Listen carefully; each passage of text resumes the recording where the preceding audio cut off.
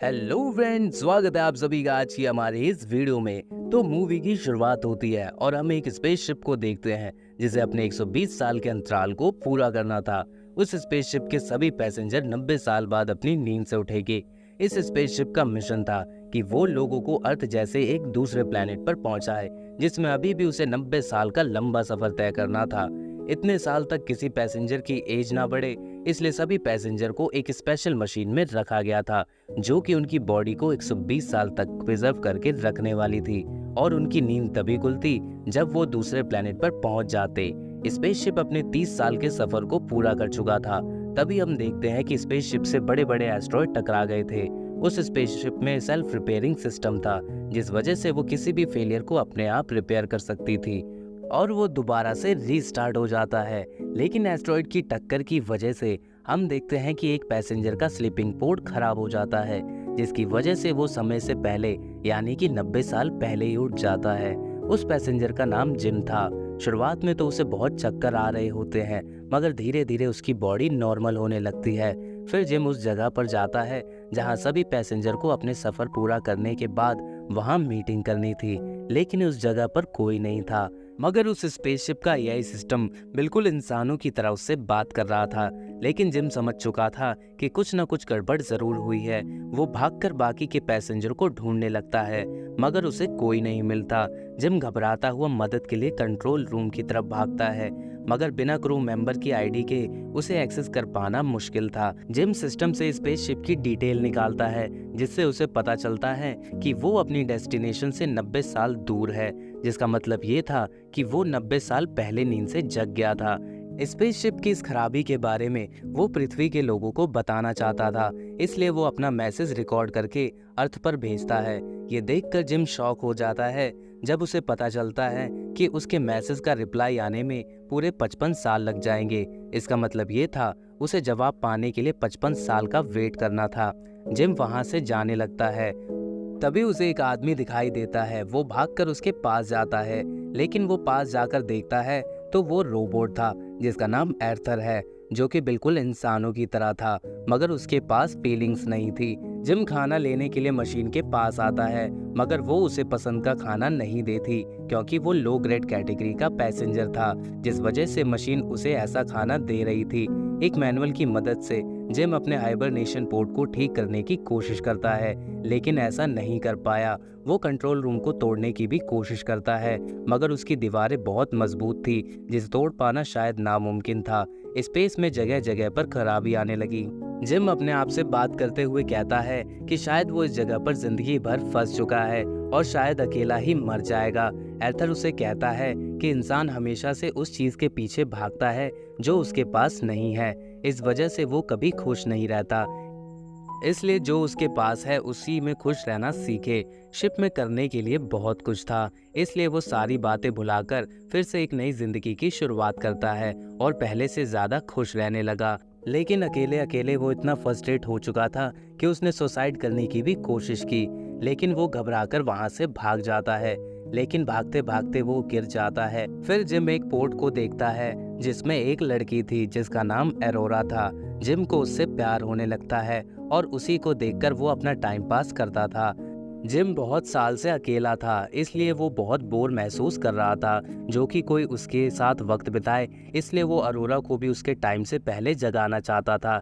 ये जानते हुए भी ये गलत है, इसलिए वो सोचते सोचते कई महीने लगा देता है कि उसे सब कुछ करना चाहिए कि नहीं। आखिर में वो डिसाइड करता है कि वो अरोरा को उसकी नींद से जगाएगा। जिम अपनी शेव करता है और अरोरा की टूल के पास जाता है जहां वो उसकी टूल में शॉर्ट सर्किट कर देता है, जिसकी वजह से अरोरा का हाइबरनेशन पोर्ट खराब हो जाता है और वो अपनी नींद से पहले जग जाती है। इससे पहले अरोरा की नींद खुलती वो अपने सारे टूल को लेकर वहां से भाग जाता है जहां वो सारे टूल को छुपा देता है ताकि अरोरा को कुछ भी पता ना चले। अरोरा जिम से पूछती है कि बाकी के क्रू मेंबर कहां पर है, उन्हें तो हमसे एक हफ्ते पहले जग जाना चाहिए था।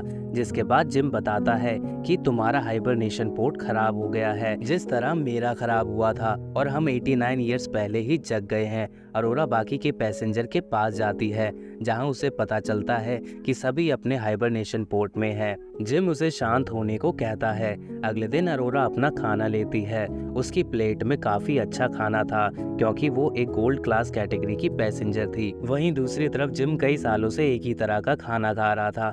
अरोरा को जब पता चलता है तब वो अपना खाना जिम को दे देती है। अरोरा भी गेट को तोड़ने की कोशिश करती है। उससे महसूस होता है कि वो यहाँ फंस चुकी है, इसलिए वो फैसला करती है कि वो किताब लिखेगी जो वो दूसरे प्लेनेट पर पहुंचकर लिखने वाली थी। इसलिए वो जिम का इंटरव्यू लेने लगती है। अरोरा पूछती है कि तुम अपनी फैमिली को छोड़कर यहाँ किस लिए आए हो। इस पर जिम बताता है कि वो एक मैकेनिकल इंजीनियर है और उसे नई नई चीजें बनाना भी पसंद है, लेकिन अर्थ पर पहले से ही बहुत कुछ बना हुआ है, इसलिए वहाँ करने के लिए ज्यादा कुछ नहीं था। वो एक नए प्लेनेट पर नई शुरुआत करना चाहता था, जिसके लिए उसे जर्नी में डिस्काउंट भी मिला था। जिम भी उसे सवाल करता है कि तुम वहाँ किस लिए जा रही हो, जिस पर अरोरा बताती है कि वो एक जर्नलिस्ट है। वो उस प्लेनेट पर अपनी बुक लिखकर 1 साल में वापस आ जाएगी। अब लगता है ऐसा नहीं हो सकता क्योंकि जो हुआ है उससे शायद ही हम वहां पहुंच सके। अरोरा जिम से पूछती है कि यहाँ करने के लिए कुछ है। दोनों सारी बातों को भुलाकर एंजॉय करने लगे। कभी कभी तो वो स्पेस में भी जाकर घूमते हैं और दोनों एक दूसरे के अच्छे दोस्त बन जाते हैं। जिम अरोरा को एक गुलाब का फूल देता है जो कि उसने अपने हाथों से स्पेसशिप में उगाया था। स्पेसशिप एक बहुत बड़े तारे के पास से गुजरता है जो कि दिखने में बहुत चमकदार था। अरोरा अपने बर्थडे जिम के साथ सेलिब्रेट कर रही थी। जिम उसे एक अंगूठी देना चाहता था, मगर इसी बीच एर्थर अरोरा को बता देता है कि जिम ने ही उसके हाइबरनेशन पोर्ट को खराब किया था। ये सुनकर अरोरा बहुत जोर जोर से रोने लगती है क्योंकि जिस पर उसने सबसे ज्यादा भरोसा किया था उसी ने उसको धोखा दिया। वो जिम से बात करना बंद कर देती है। अरोरा को जिम पर इतना गुस्सा आ रहा था कि वो जब एक दिन सो रहा था वो उसे आकर बहुत मारती है। वो उसे जान से मारने वाली थी, मगर वो खुद पर कंट्रोल करती है। अगली सुबह जिम कॉन्फ्रेंस करता है कि उससे गलती हुई है। 1 साल तक अकेला बैठकर वो पागल सा हो गया था, लेकिन अरोरा उसकी एक नहीं सुनती। वो जोर जोर से उसके ऊपर चिल्लाती है। एक रात जिम नोटिस करता है कि स्पेसशिप में कुछ खराबी आ रही है, मगर सेल्फ रिपेयरिंग सिस्टम से वो खुद को ठीक कर जाता है, इसलिए जिम उसे इग्नोर कर देता है। हम देखते हैं कि जिम स्पेसशिप में कुछ उगा रहा होता है और उसने पेड़ भी लगा दिए थे। अगले दिन वो लिफ्ट से नीचे आ रहा था, मगर लिफ्ट में कुछ खराबी आ जाती है। वहीं दूसरी तरफ अरोरा जब अपना खाना लेने जाती है तभी मशीन उस पर सारा खाना फेंक देती है। दोनों को कुछ समझ नहीं आ रहा था। तभी उन्हें एक आदमी की चिल्लाने की आवाज़ आती है। वो देखते हैं कि एक क्रू मेंबर जिसका नाम गज था वो जिम के लगाए हुए पेड़ से बिल्कुल भी खुश नहीं था। वो उनसे पूछता है कि बाकी के लोग कहाँ पर हैं। जिम कहता है कि बाकी के लोग अपने हाइबरनेशन पोर्ट में है। गैस वहां जाकर चेक करता है कि शिप में क्या क्या खराबी है, लेकिन उसे कुछ भी पता नहीं चलता। इसके बाद वो सभी चीज़ों को मैनुअल चेक करने को कहता है। जब सारे बाहर आ रहे होते हैं तभी उनके ऊपर एक रोबोट गिर जाता है। जिम बताता है कि ये 15वां रोबोट है जो कि खराब हो चुका है। गैस हाइबरनेशन पोर्ट को चेक करता है जहां उसे पता चलता है कि जिम ने ही अरोरा के हाइबरनेशन पोर्ट को खराब किया था। वो उससे पूछता है कि तुमने ऐसा क्यों किया। जिम कहता है वो बहुत साल से अकेला था, मगर गैस उसे कुछ भी नहीं कहता क्योंकि वो समझता है कि 1 साल तक रहना आसान नहीं होता। अरोरा गैस से पूछती है क्या आपको पता चल गया है कि हाइबरनेशन पोर्ट को किसने खराब किया है, तो आप अब उसको क्या सजा दोगे। जिस पर गैस समझाता है कि इसमें जिम की कोई गलती नहीं है। 1 साल तक अकेला रहना कोई आम बात नहीं है। तभी उसकी तबीयत बिगड़ने लगती है। वो रूम के अंदर आकर देखता है तो उसके मुंह से खून निकल रहा था। एक रात स्पेसशिप में लाइट चली जाती है जिस वजह से वहां ग्रेविटी चली गई और सभी हवा में उड़ने लगे थे। वहीं अरोरा स्विमिंग पूल के बड़े बड़े बबल में फंस जाती है। अरोरा की जान जाने ही वाली थी, मगर फिर से इलेक्ट्रिसिटी आ जाती है और सब कुछ नॉर्मल हो जाता है। वो सभी आखिरी 2 साल में हुए शिप के फेलियर को चेक करते हैं, जहां उन्हें पता चलता है ये तो बहुत बड़ी समस्या है। तभी वहां गैस बेहोश हो जाता है। वो गैस की बॉडी को चेक करते हैं, जहां उन्हें पता चलता है कि उसकी बॉडी में 612 बीमारियां हैं और उसके टिश्यूज भी धीरे धीरे खत्म हो रहे थे। इसका मतलब ये था अब वो बस कुछ दिनों का मेहमान था। गैस दोनों को कहता है कि उसे कुछ टाइम के लिए अकेला छोड़ दिया जाए और वो अपनी आईडी जिम और अरोरा को दे देता है जिससे वो कहीं पर भी आ जा सकते थे। और दोनों को एक दूसरे का ख्याल रखने को कहता है। इतना कहकर उसकी मौत हो जाती है। शिप के अंदर बहुत बड़े बड़े फेलियर हो रहे थे, वहीं आर्थर खुद को नुकसान पहुंचा रहा था। फिर वो शिप के सभी पार्ट को रिपेयर करने लगते हैं। दोनों पावर सप्लाई रूम के पास आते हैं। वो गेट को खोलते हैं, मगर वहाँ एक होल होता है। दोनों उस होल की तरफ खींचने लगते हैं, लेकिन किसी तरह वो होल को बंद कर देते हैं।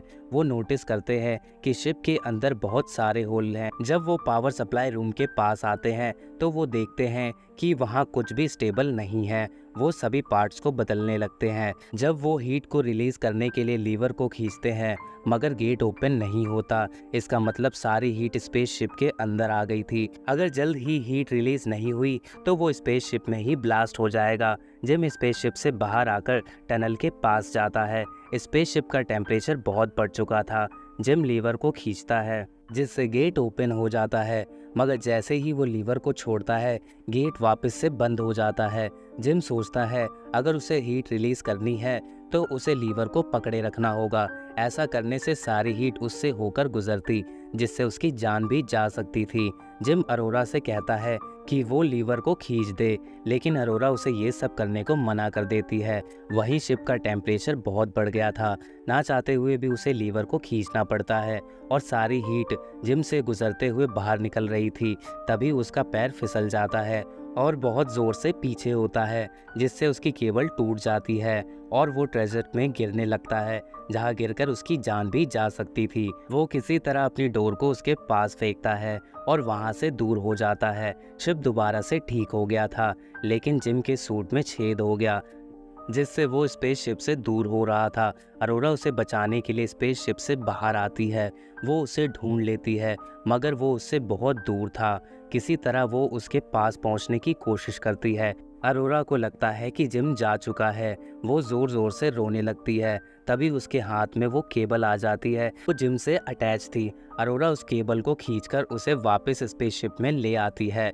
इतनी देर तक स्पेस में रहने की वजह से वो बेहोश हो गया था। अरोरा उसे एक मशीन के अंदर डालती है, जहां उसे पता चलता है उसकी मौत हो चुकी है। लेकिन अरोरा मशीन को कमांड देती है कि वो सारे ऑपरेशन एक साथ कर दे।